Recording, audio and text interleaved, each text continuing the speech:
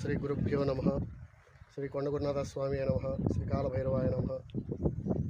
ఈ ఉచ్చనూతల శివారు రవ్వవరం గ్రామం శ్రీ కొండగురునాథ స్వామి వారి సన్నిధి కొండపై వేయించేసినటువంటి శ్రీ కొండగురునాథ స్వామివారు పూర్వం ఇప్పుడు స్వామివారు ఉన్న గర్భగుడిలో స్వామివారు ఉన్న మూర్తులు ఉన్న ప్రదేశంలో పూర్వం ఒక వేప చెట్టు ఉండేదట. ఆ వేప చెట్టుని ఒక అతను ఇల్లు వేసుకోవడానికి ఆ వేప చెట్టుని నరుక్కొని ఇల్లు వేసుకున్నాడు. ఇల్లు వేసుకొని ఆ ఇల్లు అయిపోయిన వెంటనే కప్పుకొని కిందకి దిగేసరికి మంట మండేసిందట.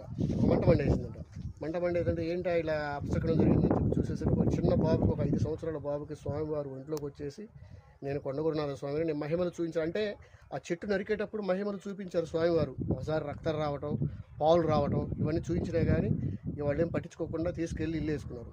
ఇంక వెంటనే ఆ మంట మండేసరికి స్వామివారు ఒక 5 సంవత్సరాల బాబుకి ఒంట్లోకి వచ్చేసి నేను ఇట్లా మహిమలు చూపించినా కానీ పట్టించుకోకుండా వచ్చేసి ఈ చెట్టు నరికేశారు. నేను అక్కడ స్వామివారిని స్వయంభూ వెలిశాను స్వామివారి అని చెప్పేసి అన్నాక అంతకుముందే అక్కడ స్వామివారి ఆ చెట్టు వెలవక ముందే ఇక్కడ కాలభైరవ స్వామివారు క్షేత్రపాలకుడు కాలభైరవ స్వామివారు విగ్రహం ఆల్రెడీ ఉన్నారు. ఇక్కడ కాలభైరవ స్వామివారు ఆ చెట్టు కనిపెట్టుకొని రుద్రుడై స్వామి రుద్రుడు శివయ్య రుద్రుడై ఇక్కడ తాండవం చేశాడు. ఇక్కడ తాండవం చేశాడు అన్నమాట ఈ స్వామివారి.